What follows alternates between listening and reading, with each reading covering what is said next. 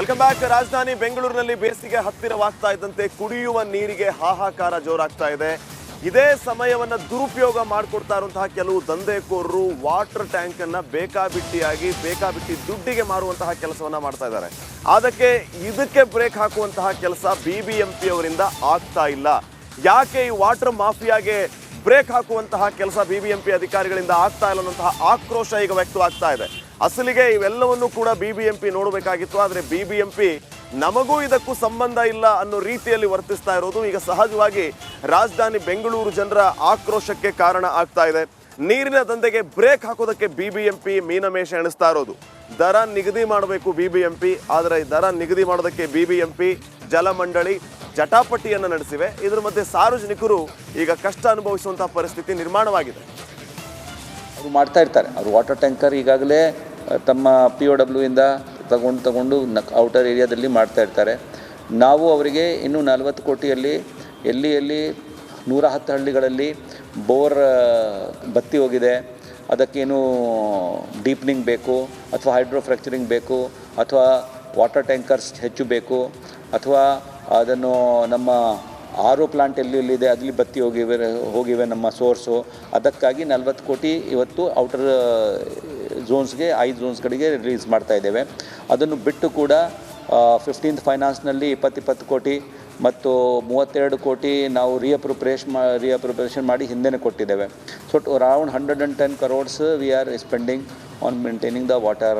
ಈ ಬಗ್ಗೆ ಇನ್ನಷ್ಟು ಮಾಹಿತಿಯನ್ನ ನೀಡ್ತಾರೆ ಪ್ರತಿನಿಧಿ ದೀಪ್ತಿ. ಈಗ ನೇರ ಸಂಪರ್ಕದಲ್ಲಿ ಜಾಯ್ನ್ ಆಗ್ತಾ ಇದ್ದಾರೆ. ದೀಪ್ತಿ, ಗಮನಿಸ್ತಾ ಇದೀವಿ ಬೆಂಗಳೂರಿನ ಕೆಲವು ಕಡೆ ಕಾವೇರಿ ವಾಟರ್ ಸಂಪರ್ಕನೇ ಇಲ್ಲ.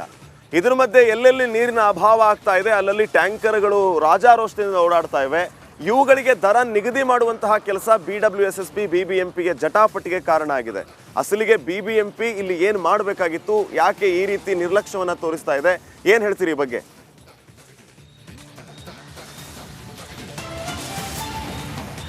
ಶ್ರೀಪಾದ್, ಬೇಸಿಗೆಯ ಹೊಸ್ತಿಲಿನಲ್ಲಿ ಇರುವಂತಹ ಹೊತ್ತಿನಲ್ಲೇ ಇದೀಗ ಬೆಂಗಳೂರಿನಲ್ಲಿ ನೀರಿಗೆ ಹಾಹಾಕಾರ ಉಂಟಾಗಿದೆ.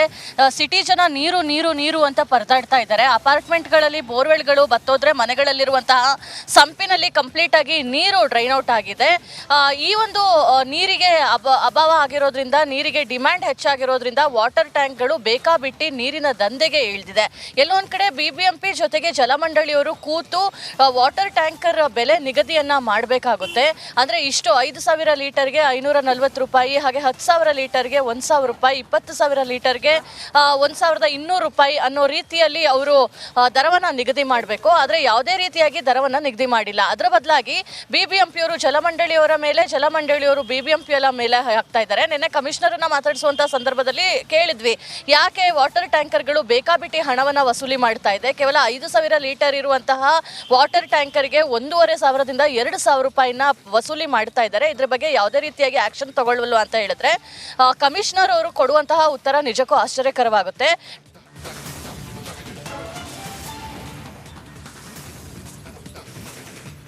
Okay, thank you Deepti.